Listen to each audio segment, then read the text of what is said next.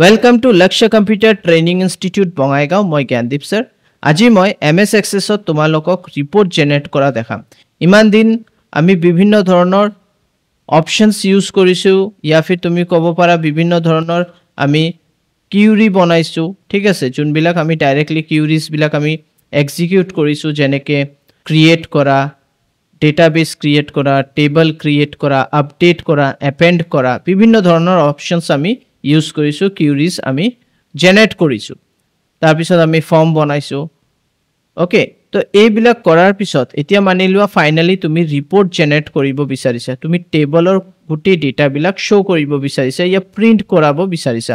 তো এই বস্তুটো আমাৰ ইয়াত আৰামসে সিম্পল একদম ইজিলি হৈ যায় অটোমেটিকলি তোমাৰ ৰিপৰ্ট জেনাৰেট হৈ যায় খুব ধুনিয়াকে তো MS Access তাৰ কাৰণে ম্যাক্সিমাম ইউজাৰে ইউজ কৰে তো বলা মই তোমালোকক দেখাও কেনেকে কৰিব পাৰা যায় আৰু এটা বস্তু মনত ৰাখিবা MS Access ত যেতিয়া তুমি ৰিপৰ্ট জেনাৰেট কৰিবা এটো এডিটেবল নহয় মানে তুমি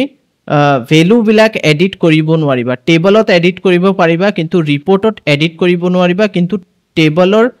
তুমি ৰিপৰ্টৰ যোনবিলাক কলামস আছে হেবিলাক সৰু ডাঙৰ কৰিব পাৰিবা ইয়া ডিজাইনত অলপ চেঞ্জেস কৰিব পাৰিবা তো বলা ডাইৰেক্টলি দেখাও তোমাক তো Access আমি ওপেন কৰি লও তো Accessত আমাৰ Access আমি ওপেন কৰাৰ পিছত আমাৰ যোনটো ডেটাবেস আছে এক্সিস্টিং হেতু আমি সিলেক্ট কৰি ললো LakshDB ইয়াত তুমি চাব পাৰা ষ্টুডেন্ট ৰেজিষ্ট্ৰেচন টেবল ইয়াত ডাবল ক্লিক কৰা ইয়াত কিছুমান ডেটা ষ্টৰ হোৱা আছে আৰু এই ডেটাৰ মাধ্যমে মই তোমাক দেখাব বিচাৰিছো এতিয়া মই সিম্পলি ক্ৰিয়েটত যদি যাও ইয়াত এটা ৰিপৰ্ট অপচন আছে মই যদি ইয়াত ৰিপৰ্টত ক্লিক কৰি দিও ডাইৰেক্টলি কি হ'ব মোৰ ৰিপৰ্ট জেনাৰেট হৈ যাব আৰু মই কোনো ধৰণৰ চেঞ্জেস তাত কৰিব নোৱাৰিম যেনেকৈ ইয়াত বিভিন্ন কলামস আছে যদি মোৰ এই কলামস বিলাক না লাগে মানি লোৱা কন্টাক্ট নম্বৰটো মই দিব বিচৰা নাই এড্ৰেছ দিব বিচৰা নাই ইয়া ডেট অফ বাৰ্থ এই তিনটা মই দিব বিচৰা নাই তো এইবিলাক তাত নহব তুমি ইয়াত ক্লিক কৰিবা ইয়াত যেনেকৈ তুমি ক্লিক কৰিবা তোমাৰ ৰিপৰ্ট জেনাৰেট হৈ গল একদম সিম্পল তাৰ পিছত তুমি এইবিলাক কিন্তু এডিট কৰিব পাৰিবা কলামস বিলাক সৰু ডাঙৰ কৰিব পাৰিবা যেনেকৈ কন্টাক্ট নম্বৰৰ যোনটো কলামস আছে খুব ডাঙৰ হৈ আছে সো আমি সিম্পলি ইয়াত যাম আৰু ডিজাইন ভিউ জাম ডিজাইন ভিউ যোৱাৰ পিছত তুমি সিম্পলি ইয়াত ক্লিক কৰিবা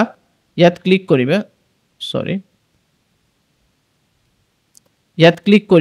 কৰাৰ পিছত ইয়াত ইন্ডিভিজুয়ালি এটা এটাকে হৰু কৰিবা এনেকে ঠিক আছে কেলে কি আমাৰ ৰিপৰ্টটো বহুত মানে আমাৰ ৰিপৰ্ট ঠিকে আছে আৰু ৰিপৰ্টৰ কলামস বহুত বেছি হৈ আছে সো আমি কি কৰিম ইয়াত এনেকে সিলেক্ট কৰি কলামস বিলাক সিলেক্ট কৰি এটা এটাকে সিলেক্ট কৰিবা আৰু ধুনিয়াকে হৰু কৰি লবা জিমান হৰু কৰিব পাৰা হৰু কৰি লবা তেতিয়া হলে তোমাৰ পেজত আৰামসে আহি যাব আৰু দেখাত সুবিধা হ'ব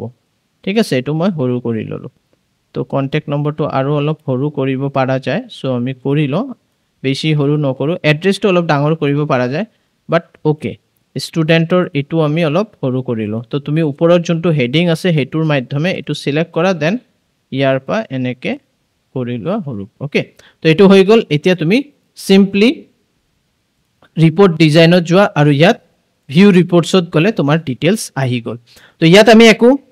আমাৰ যোনটো কলম দৰকাৰ এইবিলাক আমি ইয়াত কৰিব নোৱাৰিম গুটেই বিলাক ডিটেইলস আহি যাব তাৰ পিছত তুমি সিম্পলি ফাইলত যাবা ফাইলত যোৱাৰ পিছত তুমি ইয়াত চাব পাৰিবা প্ৰিন্টত ক্লিক কৰি প্ৰিন্ট প্ৰিভিউত চাই লবা এটো তোমাৰ ৰিপৰ্ট জেনাৰেট হৈ গল ঠিক আছে তো এটো খুব ইজি হয় এতিয়া মই এটো ক্লোজ কৰি দিও ক্লোজ প্ৰিন্ট প্ৰিভিউ এন্ড এটো মই সেভ কৰিলে সেভ কৰিব পাৰা কন্ট্ৰোল S এন্ড ইয়াত আমি দি দিও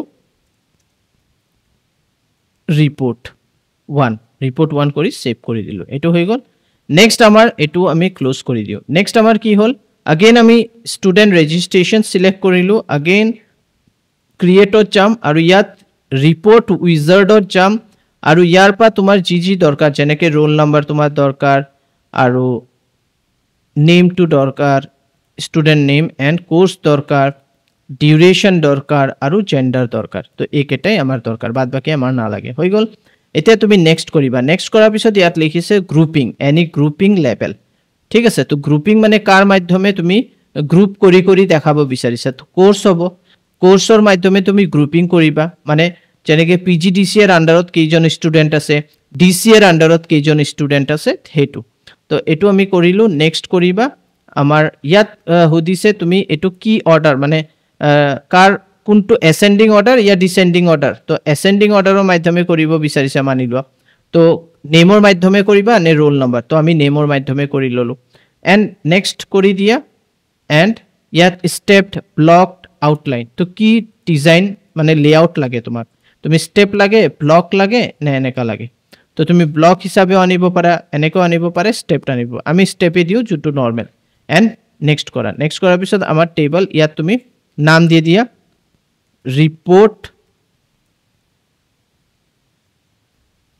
report 2 দি দিলো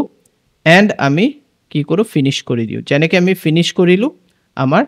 চাব পাৰা স্টুডেন্ট যোনটো আমাৰ ৰিপোৰ্ট এটো ৰেডি হৈ গল ইয়াত চাব পাৰা বিসিআৰ আন্ডাৰত অনলি ৰিয়া কলিতা আছে কপাৰ আন্ডাৰত সুশান্ত শৰ্মা আছে ডিসিআৰ আন্ডাৰত অনুপমা এন্ড জয়দীপ আছে বিজিডিসিআৰ আন্ডাৰত দীপ এন্ড সুষমা আছে ওকে তো এটো হৈ গল এটা পারফেক্ট রিপোর্ট ক্রিয়েট কৰাৰ টেকনিক তো আই থিংক তোমালোকে বুজি পাইছা খুব ধুনিয়াকে মই বুজাই দিছো আশা কৰো আজিৰ ভিডিওটো একদম সৰু আছিল কিন্তু বহুত ইজি হয় আৰু প্লিজ তোমালোকে লক্ষ্য অনলাইন ট্ৰেনিং আৰু আমাৰ যোনটো ফেসবুক পেজ আছে লক্ষ্য ইনষ্টিটিউট হেতুক ফলো কৰা মোটিভেশন পাও তোমালোকে যেতিয়া লাইক কৰা সাবস্ক্ৰাইব কৰিবা ইয়া ফলো কৰিবা তেতিয়া হলে আমি আৰু ভাল ভাল ভিডিওছ বিলাক তোমালোকক দি থাকিম thank you bye bye take care